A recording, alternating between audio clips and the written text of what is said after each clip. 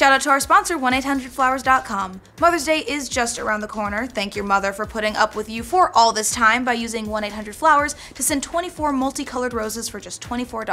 That's just $1 per rose. To get this offer by this Friday, visit 1-800-Flowers.com/no. Welcome to the Know, I'm Mica Burton.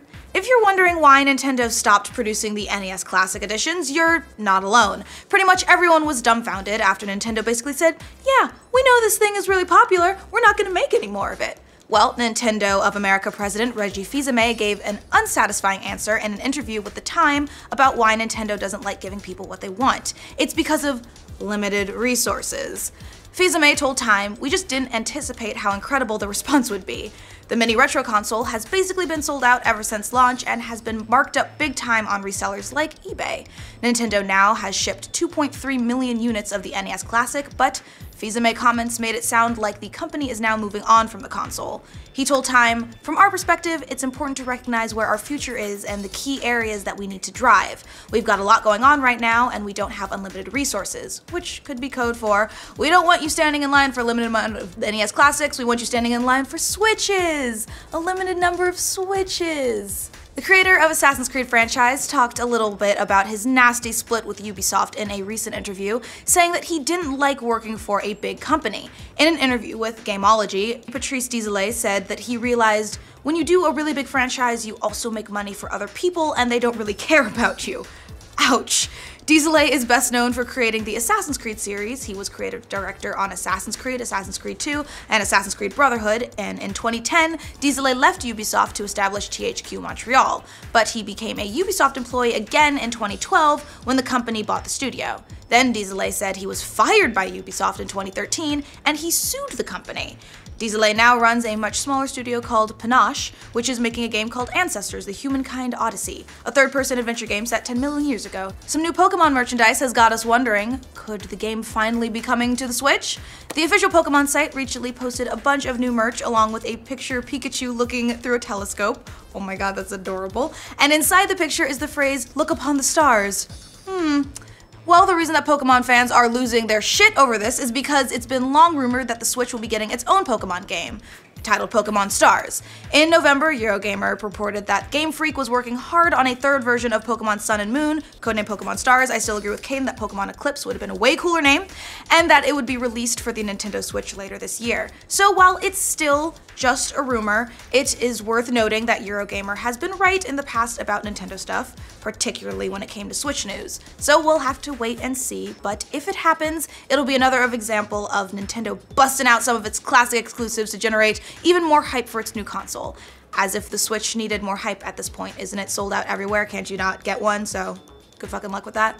A guy in Russia could be Pokemon going to jail. God damn it.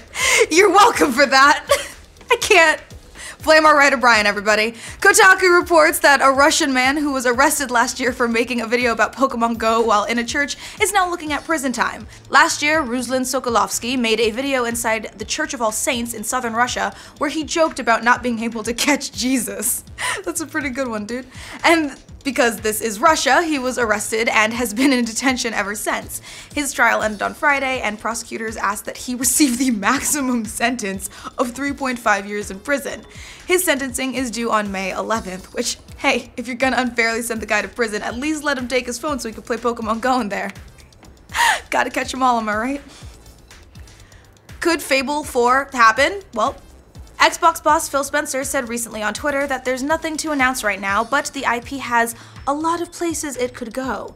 You might remember last year the developer behind Fable, Lionhead Studios, closed down, and its former art director John McCormack said the studio pitched a fourth installment of the fantasy game, but Microsoft at the time said no. But maybe they changed their mind? Maybe Phil looked at the shiny new Project Scorpio that's coming out this year and thought, hey, you know what would go great with this? Some games. So here's all of us crossing our fingers. It's official. Fate of the Furious is a big hit. The Hollywood Reporter says that the 8th movie in the franchise recently crossed the 1 billion mark globally, making it only the 30th movie in history to do so. The movie has made $192 million domestically, but it shattered records overseas, making more than $867 million. And it was especially huge in China, where the movie was the top-earning imported film of all time, beating the previous record held by Furious 7, which can only mean that The Rock is going to China for Fast 9. I'm still holding out for Germany for Fast 9, where they hit Hitler with a car. If you haven't been on the internet this weekend, then you missed the delightful catastrophe that was the Fire Festival. Apparently, a bunch of people paid between $1,200 and $100,000 to go to an exclusive music festival in a private island in the Bahamas, and oh boy, it was a disaster. A dumpster fire, if you will. Instead of luxury accommodations, they got bread, cheese, and tent cities that looked like UN refugee camps. And now, apparently, those rich people went home and called their lawyers because there's a $100 million lawsuit that has been filed against the organizers. According to the suit, the festival was closer to the Hunger Games or Lord of the Flies than Coachella. The organizers' outrageous failure to prepare, the complaint says, demonstrates that the Fire Festival was nothing more than a get-rich-quick scam from the very beginning. Which, even if it was a scam, at least it gave the rest of us some delightful schadenfreude. And can you really put a price on that? I mean, that Twitter hashtag was so beautiful. It gave me so many hours of entertainment. Sorry, I just love it so much. Could we be living on Saturn soon? Sorry Mars, we want our new planet to have some rings. According to Newsweek, the spacecraft Cassini recently gave us a pretty amazing revelation. One of Saturn's moons has an ocean that's releasing hydrogen. That's really important because, you know, hydrogen is an energy source for some microorganisms, which means that it could be habitable. The ocean in question is made of liquid water and covers the surface of the moon. It's covered in ice, but Newsweek says there's a plume that spews water vapor, ice, salt, and a mix of gases hundreds of miles into space. Cornell University astrophysicist Jonathan Lunine says that the moon is the place to go to look for life. Okay, cool. Who now wants to volunteer to travel 746 million miles to Saturn to check it out? I will. Well, that's all the news we have for you today, but for more news from every corner of the internet, remember to like this video, and if you are new around here, please subscribe to The Know. Thanks to 1-800-Flowers.com for sponsoring this update. Mother's Day is going to be here sooner than you think, at least in America, and it can be easy to forget, but it does mean a lot to your mom if you get her a thoughtful gift. Flowers are classic, and they're easy for you to send without breaking the bank or stressing over it.